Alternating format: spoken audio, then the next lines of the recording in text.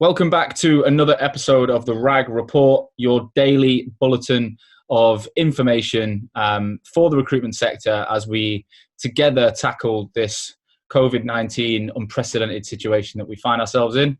Every day we're interviewing people from around the industry who can offer advice, expertise, experience in different ways of working and how they personally have or haven't solved some of the issues that we're facing. So today, I'm excited to be joined by Kevin Childs, the COO of Recruitd. Recruitd have been around for, I think, about 3 years, similar to Hoxo, and they offer multiple things. So they've got a recruitment agency, and they've got a creative agency, and they've also got a recruitment software SaaS solution as well. One of the things that struck me about these guys is that they have a fully remote business. So there's no office space whatsoever. So everyone going through the working from home issue right now, these are the guys who've been living and breathing it longer than most people. So Kevin, welcome to the show. Oh, thank you very much for having me on. It'd be really great to speak to you and your audience. Awesome, mate. Well, look, you're joining us today from the Philippines, am I right? I'm quarantined in the Philippines, that's right. Right, well, there's probably worse places to be. Well, you can't go far, but no, it's lovely weather at the moment. Where are you, Manila? Just south of Manila in Batangas. Right, okay. So, look, Kevin, there's so much going on right now, mate, but how are you guys tackling what's going on as an organisation? So, yeah, it's going crazy, isn't it? And I'd probably say the last 3-4 days has really started to see the effect of people going crazy, the financial crisis, the economical effects that it's having, not just on businesses, but on families across the world. And we've made sure that first off, we've got remote workers across the world. So we've got people in Italy, we've got people in New York, we've got people London, Philippines. So we've got a very diverse take and vision on what's happening out there. The way that we're coping, it's business as usual. There's nothing, because we have taken this remote stance for the last 12 months. For us, it's business as usual. Are we seeing a slowdown in market? Absolutely. Who isn't?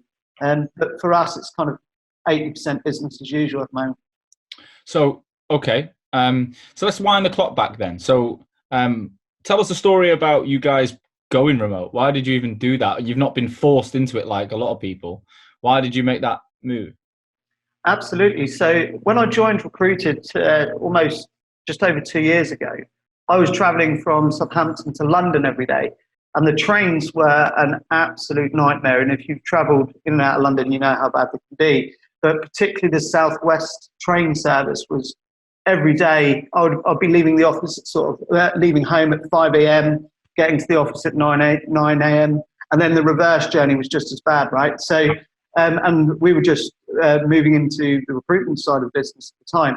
And there was a few times where I couldn't make it in, trains cancelled, and we just started developing this, okay, Kev, you can work from home sort of atmosphere. And then it extended to train strikes, really helped out with the movement into it. So as we built the company and brought more recruiters on and train strikes happening, I was in a really good position to coach our new joiners on how to work from home. I then went out to New York, and again, I was working remote in New York. And we were communicating across London and New York, these two offices. And we were effectively remote from London. So again, when we were building teams in New York, they were working remotely from home. The great thing about remote working is you expand your talent pool globally. And that's really why we drove to be becoming a remote work team, is because you open up that talent pool. So we had a lovely office in Shoreditch, but we were restricted to where we could recruit from. And we couldn't grab that talent from places like Southampton. I was just keen to join in the journey of Recruitd. So that's really what drove us to going globally remote workforce, was because it opened up that talent pool to us. So almost like by accident, you had some issues, you worked around it, you worked out there was some positives, and then you thought you'd roll out. So talk us through what was the first few months like, and what What do people need to look out for now? Because this is so new for so many in our sector. Absolutely. So working from home in the early days, it was a struggle, right? So it was kind of a desk in the lounge, the dog running about, my sister's children coming in, and my father, who's retired, just wandering in. And it was all very much really unstructured. I'd miss calls. I'd be a bit lazy. I'd watch TV, fall asleep. Don't let the boss know that. But these were things that we were learning, and from a professional point of view, and how to work remotely. So very quickly we started writing policies for working from home. Right. So our onboarding when someone's going to be working remotely is a whole day long. So if you're joining us and you're going to be working remote, your module is a whole day long on how to work remotely. So we've written a really lengthy, almost a Bible, on how to work from home, what technology to use, when to check in with your teams, how to launch your day, how to land your day, how to start your day. There's just so many little bits that if you don't do, then your day can quickly unravel into a bit of a mess. Right. Okay. So talk us through that then. What? Give us some information from those modules. Obviously. Certainly. So I actually predicted you'd ask this. So I've got the top 5 sort of modules on here. So I thought you'd ask that. So the single most important, and I'll give you the 5 top tips would be probably best, is the first one is get up and go to work. So literally get up, go out for your run or whatever you do in the morning, have your coffee, have a shower, and get dressed and ready for work. And that is probably the most important thing, is get out of the house, go for a walk in your front door, and that is your office for the day. That's probably the best one. Your second one we've got here is your office area, and that's got to have good lighting, good heating, a really good seat, not too comfortable, a good desk room. Okay, these little tiny desks that students get, they're not comfortable to use. My desk is a really large desk, so a nice desk space. And can you talk on the phone without disturbing the family? Now that's really important, because if you're working late into the evening or early in the morning and you've got your interviews and your meetings, you don't want to be disturbing. You don't want the wife, the girlfriend, or the kids coming in the room and asking you to keep it down in the middle of the call. And we've all seen that famous BBC clip with the babies and this. And also dogs as well. So pets are like, can they be kept out of the way? I've got 7 dogs, and they're all kept out of the way for this meeting. So 7 dogs. Is that back in Southampton? No, I'm in the Philippines. So here in the Philippines. You got 7. Whose dogs are they? Yours? Yeah, they're mine. I've got a place here and in London. Right. Wow. Well, I've got one dog, a Frenchie called Henry. He's currently next door in his cage. He's with my wife right now. When she goes to work she's a personal trainer, so she goes back to work in 15 minutes. He'll be in his cage for the final hour. But yeah, look, he's distracted enough in the office. But this week since being at home, it's as if he just feels different at home, and it's his world, right? So he's just Mr. I want to do what I want to do, and he doesn't get tired. So I completely empathise with that. I'm currently working off my wife's dressing table. As you can see, I'm surrounded by her clothes and shit, to be polite. I'm not set up perfectly, but already there are 2 things I didn't think about. So give us some more. What else you got? Yeah, certainly. So the other one here is, and it's our third one, is have breaks. So in my early days, I would be working sort of 12, 15 hours, right? And I'd spend the majority of them sat on my laptop. And what this actually causes is a lot of mental fatigue, eye strain, you gain weight, and all these things. So get up and go out and have those breaks. And you've got to be strong with your workforce as well. And especially upper management, and say, look, guys, I'm going out for an hour now, and I'm not going to be able to be contacted. So that's our third one, is to have those breaks and make sure you stick to them as well. Because it's very easy to say, right, I'll take this meeting, but normally I'm going for a walk at 2 o'clock or something like that.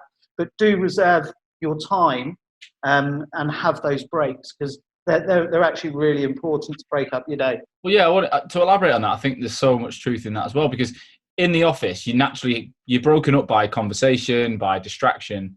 At home, if you do turn off distractions like the TV, or you don't have a dog and there is no one around, you could quite easily go 6 hours without even making a drink or getting off your chair. So Yeah.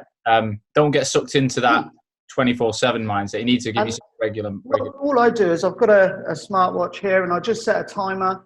I set it for 2 hours, and every 2 hours it beeps at me, and I just wander off 20 minutes here, 20 minutes there, and it really does help to break up the monotony and also concentration factors. The human mind can concentrate solidly about 20 minutes, and then it drops another 20 minutes, and it drops. So the efficiency and effectiveness of your work decreases really rapidly, but without you knowing it as well. So yeah, absolutely. Number 3 is take your breaks. Sure. Any more for us? Yeah, 2 more, and then that's our 5 done. The 4th one is business related. So the other 3 are sort of like set up, have your time ready, etc. The 4th one is work hard. Okay. Now that sounds like a strange one to put in, but not everyone is built mentally and emotionally and personality-wise for working from home. Working from home, we see as one of our benefits. Working from home is a pleasure. But if you do not get your work done, and we don't talk about KPIs here, but you need to be hitting your milestones throughout the days, hours, weeks, whatever it is, to get those results in for business to be successful.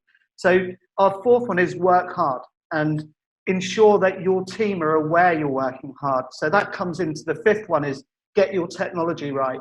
So if you're setting up as a remote workforcing team, get your technology right. We have failed using really poor technology, collaboration tools, even from the software that we use, even from making sure they're applied, etc. So the 5th one there is get your technology. What tools do you guys use on a day-to-day? Day-to-day, we've got Slack, which is a fantastic collaboration tool. It also allows you to see when people are online. You can set statuses and say, right, I'm going off for a break. So we use Slack as our collaborating tool. We use Zoom, Google Meet, GoToMeet, WebEx. We use all them for our clients and candidates, etc. And for our entire internal document space. That's weird, because I was just about to say Google, and Google piped in. Is the Google Documents, and of course our ATS and CRM is the Leo software that we've been building, which is, by the way, shameless plug, is being built around a remote working force. So we've been building it for the last 2 years, and it's been built around our working environment, which has been completely remote. So all the setting tasks, setting collaboration tools, you can tag each other and have internal conversations about a candidate in a profile. You can share those profiles within the environment. So it cuts down on a lot of the administration inside the recruitment process. So really, the 5th one is get your technology right. And if you don't, it's not going to be a comfortable ride. Sure. So what do you think will be the impact on our industry now that agencies, are forced to do this? There's so many. I spoke to a guy yesterday who owns a very successful agency, and he said, look, I don't like this. It's my first day of letting my team ever work from home. I don't like it. Like, you can tell he's not built his business by doing this. So what impact do you think it's going to have? Short term, it'll have an impact because your staff, they're not used to it, and families aren't used to it, and the environment isn't there for them. Short term, it will have an impact. The biggest probably advice is go out there and find the right person to come in and talk to you about things that we've spoken to today, to consult you on how to manage a remote workforce. So, but as a size of company 45 we are at now, managing that workforce is really now easy. But in our first stages, man, that was tough. And we had to learn a lot of lessons. So short term, it's going to be a problem. You're going to have a loss of efficiencies. Mid-term, you're going to slowly adjust and you'll realize, actually, why have we not been doing this before? Yeah. And long term, you're going to make a lot of savings on money. You're going to attract a lot more better profile of talent to your business. Yeah. And you're going to earn more money, and you're going to have a bigger profit margin, because we had an office in Shoreditch, tens of thousands of pounds a month, really fancy, and it just cost a fortune, bills, etc., and rates. So short term problem, medium term, you wish you'd have done this years ago. You just saved like circa 100 to 150,000 pound by getting rid of that office, right? Which exactly is a huge net profit saving. You mentioned the problems people are going to face, and the setup at home. What do you think if you give one piece of advice for owners of recruitment businesses, not the people that are doing the job? Because a lot of them are going to. You said you don't look at KPIs, right? So you must have some. I don't think people like the word KPI, but then you can dress it That's as what they are. Yeah. It's the same thing, right? It's a performance indicator of some shape. So how can an owner stay abreast of his team without being a complete micromanagement? Okay. So really great story and really great question. I was sat in an office in New Jersey with the head of talent acquisition for the Americas for a company called Emphasis. And I asked him the exact same question. I said, we're going on this remote journey. How do you manage your team? Because he travels the world, right? And his advice was to create a good morning report. So as a business leader, and Antonio as well as a business owner, we would submit just every morning a good morning report with all the high level figures, how many candidates knew, how many at each stage, etc., and how many got hired, interviews. And we used those high level figures to ascertain what was going wrong. Because if you can see your pipeline dropping off, then actually you can then zero in on the KPIs that are happening with that individual recruiter. So we created a Google Sheet document that all the recruiters would fill in the evening, and that would generate a good morning report for me and Antonio to have a look at what is going on inside the business from a remote perspective. And setting up a single reporting system that you can look at high-end figures would probably be the best place to start. And that's daily tracking. Daily tracking, and then you can just look. It's easy to, once you do these sheets, to just click a button, have a look at it weekly, quarterly, annually, monthly, whatever you want to drill down. And again, that is probably the single bit of advice: is look at those high-level figures. Trust your staff, because your staff can be trusted. And just offer them the guidance and the training if they need it. Well, you'd hope that agencies have got things like Cube 19 and other tools to be able to see, click of a button, they should see what people are tracking against. So awesome, mate. Well, look, Kevin, thank you so much. Thanks for taking the time out. I hope things aren't too manic for you guys. I hope business as usual stays for as long as it can. I think I'm a believer that it isn't business as usual, but it can be the best version of what is going on right now. You're absolutely right, yeah. Yeah, if anyone trying to just pretend, I've just had a few emails from today of people just trying to have a generic chat about recruitment. And I'm like, these are people trying to hire for Hoxo. And I'm like, I get it. I get what you're trying to do. Like, I feel for you guys. Like, it's tough, but just address the fact that you know what's going on. And I'll be way more open to responding rather than pretending that I was the same chat as last week. Without doubt. And we're holding daily update calls with our teams, keeping them in the loop with what's happening and how it's affecting us, and we're making sure they're all okay as well. So yeah, no burying your head in the sand, I think the term's cool. Yeah, wicked. Well, look, are you happy for anyone to reach out to you if they've got any questions, Kev? Absolutely. Please link whatever of my information you want into however you post. Yeah, so this will go out on LinkedIn and on the iTunes store and Spotify, and it's going out every day. So guys, that's another episode of the RAG Report, our short-term bulletin we're bringing to you every single day. If you enjoyed this episode, drop Kev a DM, drop me a DM. Also, start sharing this with your friends and your colleagues and your owners and whoever, because I personally believe that whilst we're a global industry. We've got to be closer together at times like this. So thanks to Kev, and thanks for listening. I'll be back again tomorrow with another story and some more insights for you to use right now.